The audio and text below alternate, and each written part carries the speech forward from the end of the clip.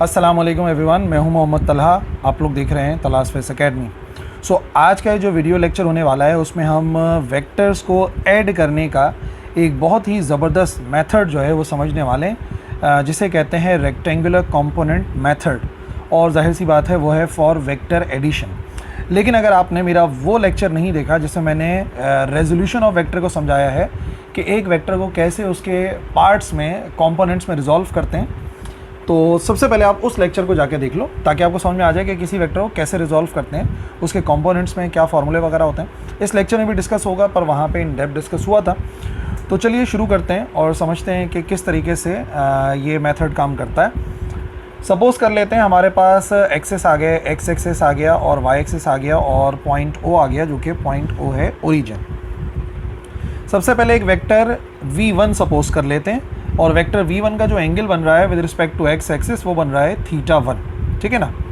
फिर एक और वेक्टर सपोज कर लेते हैं और ये वेक्टर होगा वेक्टर v2 जिसका एंगल बन रहा है एक्स एक्सिस के साथ θ2, ठीक है ना। सबसे पहले तो हमने ये दो वेक्टर्स को सपोज करना है, वेक्टर v1 जो कि एक्स एक्सिस के साथ एंगल बना रहा है θ1 और वेक्टर v2 जो कि एक्स एक्सिस के साथ एंगल बना रहा है θ2 के बराबर, ठीक है जी। अब वेक्टर्स को ऐड करना, रेक्टेंगुलर कंपोनेंट मेथड जो है उसको समझने के लिए पहले मैं जो है वो हेड टू टेल रूल से वेक्टर्स को ऐड करके दिखाता हूँ। देखो ये तो आपको नज़र आ रहा है पॉइंट ओ से लेके पॉइंट ए तक हमारे पास एक वेक्टर बना हुआ है वेक्टर v1 जिसका एंगल बन रहा है θ1। अब हेड टू टेल रूल ये कहता है कि पहले वेक्टर के हेड से दूसरे वेक्टर की टेल को ज्वाइन करना है। अब देख लो दूसरा वेक्टर कौन सा था, v2 था, तो मैं v2 को यहाँ से खिसका के v1 के ऊपर लगा दूंगा, यानी कि वेक्टर जो v1 है उसके हेड से v2 की टेल जुड़ी होगी। ये देखिए, तो मैंने v1 के हेड से v2 की टेल को जोड़ दिया और वो आ गया a से लेके b तक का वेक्टर v2। अब रिजल्टेंट चाहिए होता है तो हम क्या करते हैं, हम जो है वो जो पहला वेक्टर था उसके टेल को ज्वाइन कर देते हैं लास्ट वेक्टर के हेड तक। फर्स्ट वेक्टर का जो टेल है उसको ज्वाइन करेंगे यानी कि v2 के हेड तक एक स्ट्रेट लाइन। और ये बात याद रखना कि v2 जो है वो एंगल बना रहा है θ2 और ये डॉटेड लाइन से मैंने दिखा भी दिया है कि मतलब x एक्सिस के साथ जो एंगल है वो θ2 के बराबर है। रिजल्टेंट बनाते हैं O से लेके पॉइंट B तक, ये आ गया हमारे पास रिजल्टेंट वेक्टर जिसे हमने शो कर दिया है R के साथ। तो देखो अभी तो हेड टू टेल रूल से मैंने सिर्फ v1 और v2 को ऐड करा तो रिजल्टेंट वेक्टर हमारे पास R के बराबर आ गया। अब क्योंकि ये रेक्टेंगुलर कंपोनेंट मेथड है तो मैं आपको सिखाता हूँ कि हर एक वेक्टर को उसके पार्ट्स में रिजॉल्व करते हैं, जिसका तरीक़ेकार ये है कि जिसका आपने कंपोनेंट बनाना है उसके हेड से एक्स एक्सिस की तरफ एक परपेंडिकुलर ड्रॉ करो। अब मैं चाह रहा हूँ कि मैं ए के कंपोनेंट्स बना लूँ, तो मैं क्या करूँगा, ए के हेड से एक्स एक्सिस की तरफ यानी कि ये इसका हेड है, यहाँ से मैं एक्स एक्सिस की तरफ एक परपेंडिकुलर ड्रॉ करूँगा। परपेंडिकुलर ड्रॉ करने का मतलब ये है कि एक्स एक्सिस के साथ एंगल बनेगा 90 डिग्रीज, ठीक है। ये मैंने ड्रॉ कर लिया पॉइंट सी तक और फिर इसी पॉइंट को मिला दूंगा v1 की टेल के साथ ताकि दोनों कंपोनेंट्स आ जाएं v1 के। ये मैंने मिला दिया v1 की टेल के साथ। तो आप देख सकते हैं कि v1 को मैंने दो पार्ट्स में रिजॉल्व कर दिया है, एक o से लेके c तक ये x एक्सिस में जो नज़र आ रहा है और दूसरा c से लेके a तक जो कि y एक्सिस में नज़र आ रहा है। तो इसको हम बोलेंगे v1x क्योंकि ये v1 का x कंपोनेंट है o से लेके c तक का, और जो a से लेके c है वो असल में हो जाएगा v1 का y कंपोनेंट, ठीक है ना। आपको नज़र आ गया a से लेके c तक v1 का y कंपोनेंट। फिर क्या है, फिर वेक्टर v2 को उसके पार्ट्स में रिजॉल्व करते हैं। ये वेक्टर v2 आ गया, बिल्कुल उसी तरीके से इसके हेड से और यहाँ पे x एक्सिस तक एक परपेंडिकुलर ड्रॉ करेंगे, मतलब जो 90 डिग्री एंगल बनाए पॉइंट E तक बना दिया, और फिर उसको ज्वाइन कर देंगे दोबारा a के साथ, पॉइंट A के साथ, ताकि x कंपोनेंट आ जाए।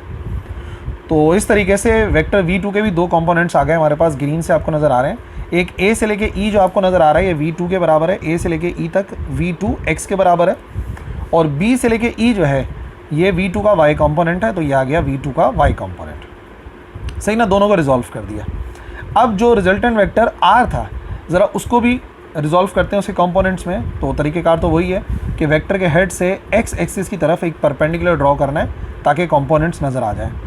तो ये हमने बना दिया, पॉइंट D तक आ गया, B से D आ गया, और फिर इस D को ज्वाइन कर दूंगा पॉइंट O के साथ ताकि x कंपोनेंट आ जाए रिजल्टेंट वेक्टर R का। तो अब आप देख सकते हैं जो रिजल्टेंट वेक्टर R है उसका एक कंपोनेंट आ गया O से लेके D तक का जो कि है रिजल्टेंट वेक्टर का x कंपोनेंट, और इसी तरीके से B से लेके D तक आ जाएगा रिजल्टेंट वेक्टर का y कंपोनेंट जो कि ry के बराबर है। और जो बात बेसिकली आपने इस तस्वीर से सीखनी है वो ये है कि आप गौर से देखो तो जो आर एक्स है वो एक्चुअली किसके बराबर आ रहा है, वो बराबर आ सकता है अगर मैं v1x में v2x को ऐड कर दूँ। यानी कि जो रिजल्टेंट वेक्टर में वेक्टर को दोनों वेक्टर्स को ऐड करके हासिल करूँगा, उसका जो x कंपोनेंट है वो दोनों वेक्टर के x कंपोनेंट को ऐड करके आ सकता है। और यहाँ पे देखो जो रिजल्टेंट वेक्टर का y कंपोनेंट है वो दोनों वेक्टर्स के जिनको मैं ऐड कर रहा हूँ उनके y कंपोनेंट को ऐड करके मालूम हो सकता है। यानी कि v1y में ऐड कर सकता हूँ v2y। तो बेसिकली जो पूरा मेथड है ना वो यही है कि किस तरीके से हम जो है वो rx मालूम कर सकते हैं, किस तरीके से ry मालूम कर सकते हैं, और फिर rx और ry को इस्तेमाल करते हुए कैसे हम किसी भी वेक्टर का मैग्नीट्यूड निकाल सकते हैं, और इन दी एंड ये जो रिजल्टेंट वेक्टर r नज़र आ रहा है इसकी डायरेक्शन के लिए भी एक फार्मूला ड्राइव करेंगे। तो अब सबसे पहले कंसिडरेशन के बाद जो हमारा डेरिवेशन का काम होगा स्टेप नंबर 1 में, वो मैं मालूम करूँगा कंपोनेंट्स ऑफ v1। सबसे पहले मैं v1 के कंपोनेंट्स निकालूंगा, कंपोनेंट्स ऑफ वेक्टर v1। आपको पता है हर एक वेक्टर के दो कंपोनेंट्स होंगे। तो पहला कंपोनेंट मैं बना देता हूँ हॉरिजॉन्टल कंपोनेंट यानी कि x कंपोनेंट, हॉरिजॉन्टल कंपोनेंट जो कि एक्चुअली कौन सा कंपोनेंट होता है, वो x कंपोनेंट होता है। ये आ गया, इसे हम बोलेंगे v1x।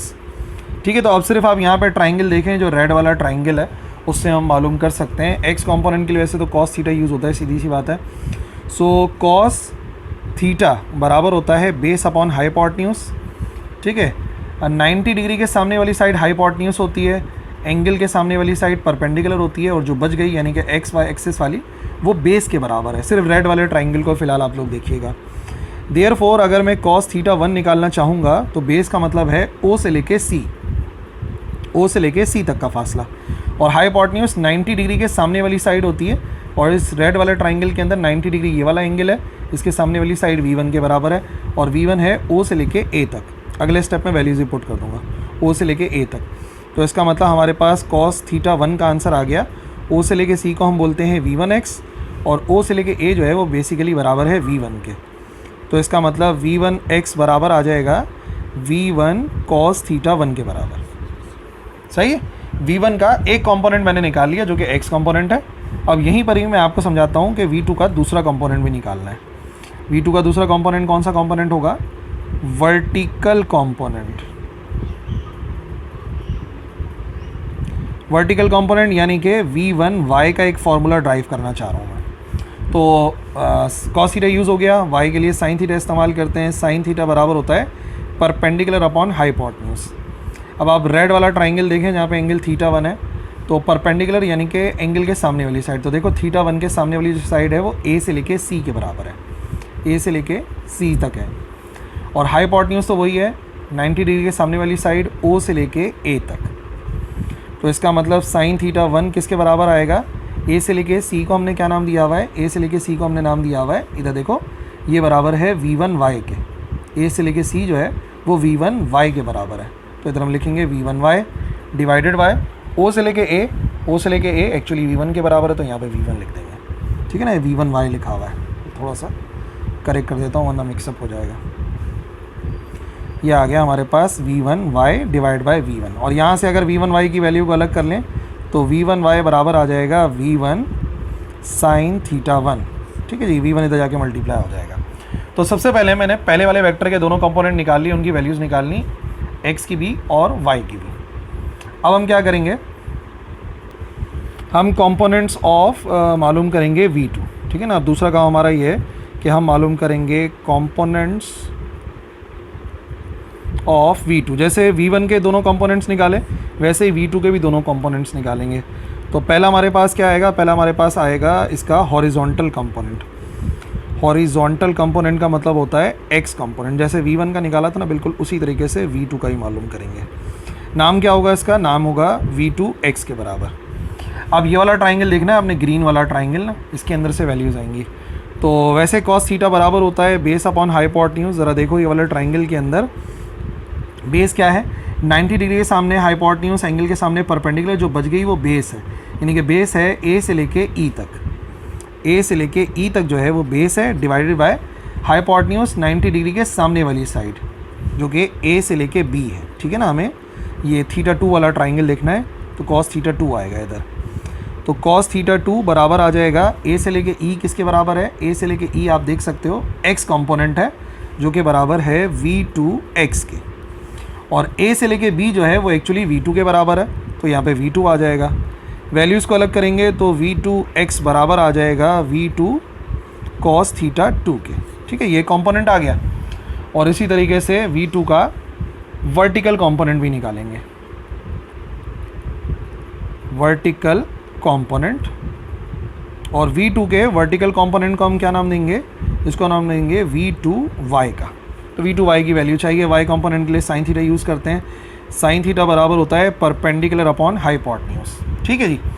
सो यही वाला ग्रीन वाला ट्राइंगल है परपेंडिकुलर, यानी कि थीटा 2 के सामने वाली साइड, थीटा 2 के सामने वाली साइड b से लेके e के बराबर है, यानी वो साइड b से लेके e है, डिवाइडेड बाय हाइपोटेन्यूज वही 90 डिग्री के सामने वाली साइड, यानी कि a से लेके b वाली साइड जो है। तो इसका मतलब साइन थीटा 2 बराबर आएगा b से लेके e किसके बराबर है, यहाँ पे क्लियरली नज़र आ रहा है v2y के बराबर है, b से लेके e, ये हो गया v2y, और a से लेके b तो अब भी v2 के ही बराबर है। यहाँ से आप v2y की वैल्यू निकाल लो, तो v2y की वैल्यू बराबर आ जाएगी v2 साइन थीटा 2। ठीक है, कंपोनेंट निकाल लिए v1 के, कंपोनेंट निकाल लिए v2 के। अब बारी है कंपोनेंट ऑफ r, जो कि बेसिकली हमारा अहम काम था, क्योंकि रिजल्टेंट ही तो मालूम करना है। वेक्टर्स को ऐड करने का मतलब तो यही ना कि कोई रिजल्टेंट आएगा। Components of resultant vector r, और इसी तरीके से इसके भी दो कंपोनेंट निकलेंगे। पहला कंपोनेंट आएगा हॉरिजॉन्टल कंपोनेंट, फिर आएगा वर्टिकल कंपोनेंट। आपने बार बार तस्वीर नहीं बनानी है, आपने तस्वीर एक ही बार बनानी है, लेकिन मैं बार बार पेस्ट इस वजह से कर रहा हूँ ताकि आपको समझने में आसानी हो। ठीक है, तो अब देख लो ज़रा, क्लियरली नज़र आ रहा है कि जो आर एक्स है वो ओ से लेके डी तक है। क्लियरली नज़र आ रहा है हमें पिक्चर के अंदर कि भाई जो आर एक्स है, जो इसका एक्स कंपोनेंट है, वो बेसिकली कहाँ से लेके कहाँ तक है, वो है आर एक्स जो है वो एक्चुअली बराबर है ओ से लेके डी तक, ओ से लेके डी तक। और अगर आप फिगर को इस्तेमाल करते हैं अकॉर्डिंग टू द फिगर, अगर आप फिगर को देखते हैं तो इसका मतलब आर एक्स ओ डी जो है वो दो चीज़ों के बराबर है, दो चीज़ों को ऐड करके आ सकता है। ओ से लेके डी तक का जो फासला है वो बराबर हो सकता है ओ से लेके सी प्लस सी से लेके डी। ओ से लेके सी और सी से लेके डी को ऐड करेंगे तो ओ से डी आ जाएगा।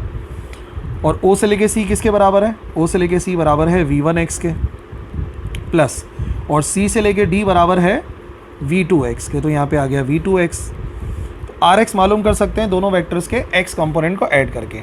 अच्छा जी, v1x की वैल्यू और v2x की वैल्यू हम ऑलरेडी ड्राइव कर चुके हैं, तो मैं डायरेक्टली इधर लिख देता हूँ। ये आ जाएगा v1 cos थीटा 1 और ये हो जाएगा v2 cos थीटा 2। ये किस चीज़ का आंसर आ गया, ये आंसर आ गया rx का। अब हमें आंसर चाहिए ry का। ठीक है, इधर ही समझा देते हैं, ry क्लियर हो जाएगा। यानी कि अब मुझे चाहिए वर्टिकल कंपोनेंट ना, वर्टिकल कंपोनेंट होगा ry। तो तस्वीर आपके सामने बनी हुई है, देख लो ज़रा ry कौन से किस चीज़ के बराबर है और कौन सी दो चीज़ों को ऐड करके आ सकता है। ry देखिए क्लियरली बराबर है b से लेके d तक, b से लेके d तक ry है। और अगर मैं फिगर को इस्तेमाल करता हूँ अकॉर्डिंग टू द फिगर, तो देखो किसके बराबर आ सकता है, ry बराबर आ सकता है bd। bd दो चीज़ों को ऐड करके आएगा, b से लेके e, e से लेके d, b से लेके d और d से लेके e, इन दोनों को ऐड करके आ सकता है। और नज़र आ रहा है फिगर के अंदर b से लेके e का मतलब r2y और इसका मतलब सॉरी v2y, और इसका क्या मतलब है, इसका मतलब है v1y। तो v1y प्लस v2y आगे पीछे लिख सकते हैं। d से लेके e बराबर है v1y और b से लेके d जो है वो बराबर है v2y, तो मैंने आगे पीछे करके लिख दिया, ry आ गया। और अगर वैल्यूज़ पुट करें तो v1y की वैल्यू हम ड्राइव कर चुके हैं v1 साइन थीटा 1 और इसकी वैल्यू ड्राइव कर चुके हैं v2 साइन थीटा 2। ये हमारे पास वैल्यू आ गई rx और ry। दो स्टेप रह गए। अब हम तो ये चाह रहे थे ना कि एडिशन ऑफ वेक्टर्स है, तो एडिशन ऑफ वेक्टर्स में हमें मैग्नीट्यूड भी चाहिए और हमें डायरेक्शन भी चाहिए। तो पहले मैग्नीट्यूड ऑफ रिजल्टेंट की बात करते हैं कि अगर मैं रिजल्टेंट का मैग्नीट्यूड मालूम करना चाहता हूँ रिजल्टेंट वेक्टर r का, तो वो कैसे आएगा, वो एक्चुअली आएगा पाइथागोरस थ्योरम से। अकॉर्डिंग टू पाइथागोरस थ्योरम बात ये सीधी सीधी जो हमारी फिगर है उसके मुताबिक रिजल्टेंट वेक्टर जो इस तरीके का बन रहा था ना, तो उसके दो कंपोनेंट बन रहे थे, एक ये वाला कंपोनेंट बन रहा था, एक ये वाला कंपोनेंट बन रहा था। इसको हमने आर एक्स बोला था, इसको हमने आर वाई बोला था, और यहाँ पे कोई भी एंगल बन रहा होगा थीटा, और ये वाला एंगल है 90 डिग्री। तो पाइथागोरस थ्योरम के मुताबिक हाइपोटेन्यूज का स्क्वायर बराबर होता है perpendicular square plus base square, या फिर हाइपोटेन्यूज बराबर होता है अंडर रूट परपेंडिकुलर का स्क्वायर प्लस बेस का स्क्वायर। अब कोई भी एक साइड परपेंडिकुलर कर लो, कोई भी एक बेस कर लो, थीटा के सामने वाली परपेंडिकुलर होती है, तो आगे पीछे लिख सकते हैं ना आर एक्स का स्क्वायर और आर वाई का स्क्वायर, और जो हाइपोटेन्यूज है 90 डिग्री के सामने वाली उसको हमने आर का नाम दिया है, तो इधर आर आ जाएगा। अब वैसे यह फार्मूला तो करेक्ट है, लेकिन हमारे पास वैल्यूज़ भी तो हैं। आर एक्स की भी वैल्यू है जो हम ड्राइव कर चुके हैं ये रही, और आर वाई की वैल्यू भी है जो ड्राइव कर चुके हैं। तो ज़्यादा जो एक्सटेंडेड फार्मूला होगा वो कुछ ऐसा बनेगा, under root v1 cos theta 1 plus v2 cos theta 2, ये आर एक्स की वैल्यू है, इसका square plus v1 sine theta 1 plus v2 sine theta 2 का होल स्क्वायर। यानी कि अगर कभी भी आपको दो वेक्टर्स गिवन हैं और आप उनका रिजल्टेंट मालूम करना चाहते हैं तो आप इस फॉर्मूले से मालूम कर सकते हैं। सिर्फ क्या पता होना चाहिए, दोनों वेक्टर्स पता होने चाहिए, यानी कि v1 कितना है और v2 कितना है, और दोनों के एंगल पता होने चाहिए, यानी कि थीटा 1 कितना है और थीटा 2 कितना है। तो रेक्टेंगुलर कंपोनेंट मेथड में जो मैग्नीट्यूड ऑफ आर मालूम करने का फॉर्मूला है वो यही है। अब एक काम रह गया, वो है रिजल्टेंट की डायरेक्शन को मालूम करना, यानी कि थीटा कितना होगा, डायरेक्शन ऑफ रिजल्टेंट मालूम करना, जिसको हम थीटा से शो करेंगे। तो मैंने उसमें बताया था रेक्टेंगुलर कंपोनेंट जब मैं आपको समझा रहा था रेजोल्यूशन ऑफ वेक्टर, डायरेक्शन हमेशा टेन थीटा से आती है। टेन थीटा बराबर होता है परपेंडिकुलर अपॉन बेस, वही वाली फिगर है, ये v1 के बराबर है, और सॉरी ये r के बराबर है रिजल्टेंट के, और एक रिजल्टेंट का x कंपोनेंट है और एक रिजल्टेंट का y कंपोनेंट है, और यहाँ पे बन रहा है थीटा। अब परपेंडिकुलर होती है थीटा के सामने वाली साइड, यानी कि आर वाई आएगा। 90 डिग्री के सामने हाइपोटेन्यूज होता है आर, जिसकी भी ज़रूरत नहीं है, तो बेस आर एक्स बचा, यहाँ पे आर एक्स आ जाएगा। टेन थीटा बराबर आएगा r y divide by r x, यानी कि थीटा मालूम कर सकते हैं हम टेन इन्वर्स लेके, जो कि बराबर हो जाएगा r y divide by r x. अब ये तो एक फार्मूला है, लेकिन एक्सटेंडेड फॉर्म में वैल्यूज़ भी तो पुट कर सकते हैं ना, तो थीटा बराबर आएगा टेन इन्वर्स आर वाई की जगह पे आर वाई की वैल्यू, आर वाई कितना है, आर वाई ये वाला था, v1 sine theta 1 plus v2 sine theta 2, ये आर वाई की वैल्यू निकाली थी हमने, और इसकी वैल्यू थी v1 cos theta 1 plus v2 cos theta 2। इस फॉर्मूले से हम डायरेक्शन भी मालूम कर सकते हैं रिजल्टेंट वेक्टर की। ठीक है जी। सो ये है हमारा पूरा method, rectangular component method for vector addition, जिसके ज़रिए हम वेक्टर्स को ऐड कर सकते हैं। आई होप आपकी समझ में आ गया होगा। कोई भी कन्फ्यूजन है तो कमेंट सेक्शन के अंदर लिखना, इंशाल्लाह उसको भी क्लियर कर देंगे। दैट्स ऑल, अल्लाह हाफ़िज़।